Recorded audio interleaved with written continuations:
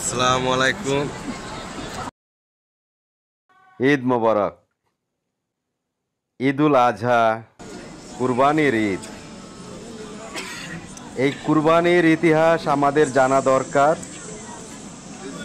এই কুরবানির বিষয়ে আল্লাহ তাআলা তার প্রেরিত কোরআনে বর্ণনা করেছেন। আমরা আজ ইতিহাস জানব।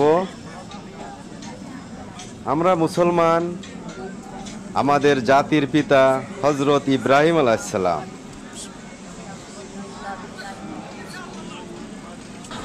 বন্ধুগণ, আমাদের কাবা শরীফ মক্কায় আল্লাহর ঘর, দুনিয়ার প্রথম আল্লাহর ইবাদতের ঘর মসজিদুল হারাম। হযরত ইব্রাহিম আলাইহিস সালাম ও তার পুত্র হযরত ইসমাইল আলাইহিস সালাম এই ঘর আল্লাহর এই মসজিদ মেরামত করেন।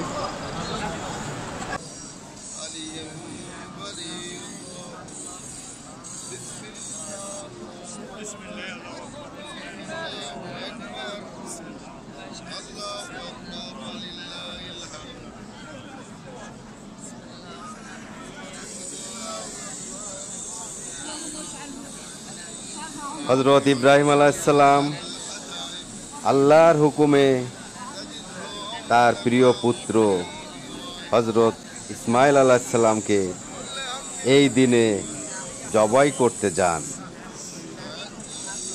আল্লাহ হযরত ইব্রাহিম আলাইহিস সালামের উপর খুশি হয়ে যান।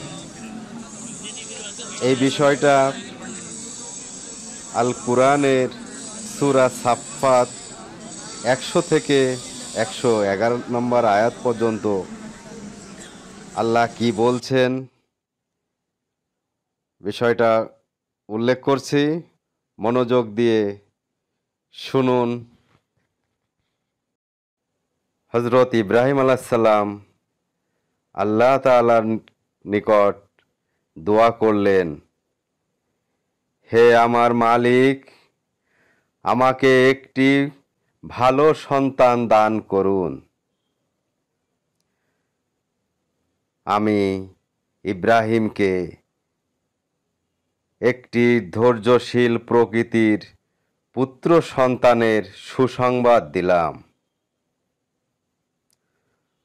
পুত্রটি ইব্রাহিমের সহিত চলাফেরা করার মতো বয়সে পৌঁছল।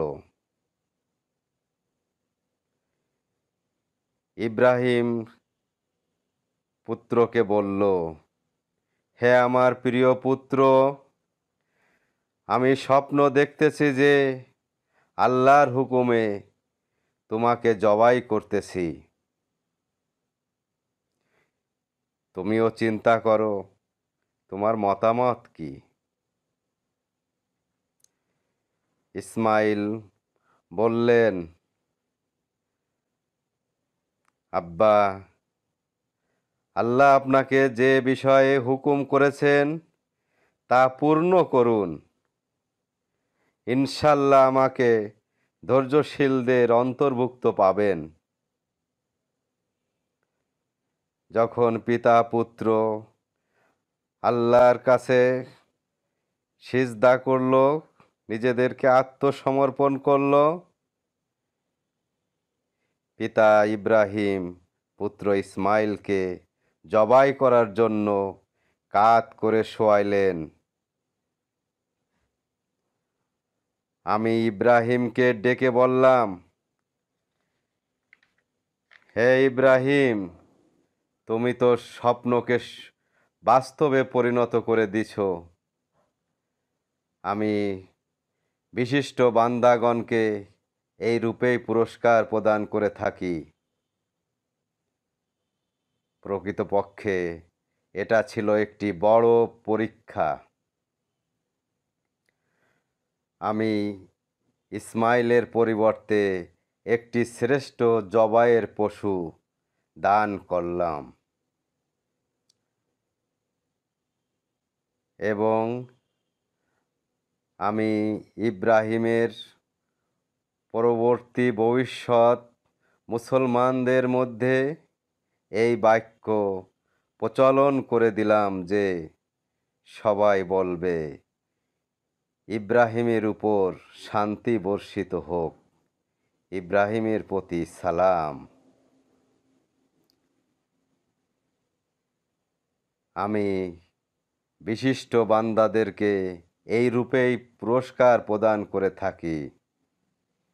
নিঃসন্দেহে ইব্রাহিম আমার ঈমানদার বান্দাগণের মধ্যে অন্যতম শ্রেষ্ঠ ছিলেন।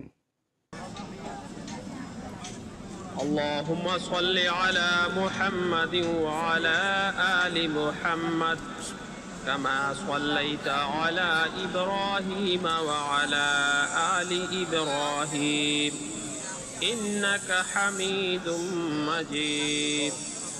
اللهم بارك على محمد وعلى آل محمد كما باركت على إبراهيم وعلى آل إبراهيم إنك حميد مجيد.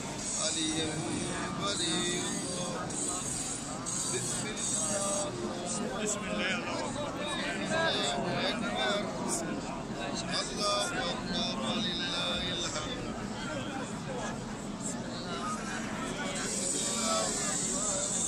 اللهم اجعله شهر عمرك مظهر الحدائق تجده أولى لك